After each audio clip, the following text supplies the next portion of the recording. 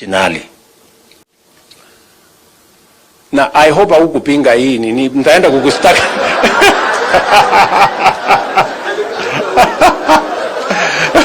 Nitakustaki kwa raia wewe. Tumeweka pesa matunda. Hii mnanielewa? 3 billion shillings ya kujenga hiyo masoko. Tunataka kukamilisha zile soko zilianzishwa, almost 180 of them. We want to complete all of them. Nimeweka pesa kidogo ya kuanzisha, alafu nitapanga ingine tukamilishe hizo soko yote, including Butere Lower Market. Pia tumeweka pesa ya katika hii budget ya kuanzisha hizo soko. Tuko na awamu ya pili.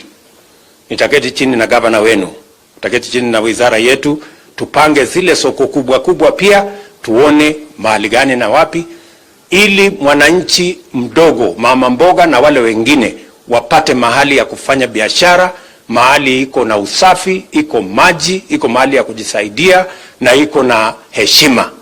Watu wasikuwe wanauza vitu barabarani. Sijui kama tunaelewana ndugu zangu. Tunakubaliana? Si tulikubaliana mambo ni bottom up.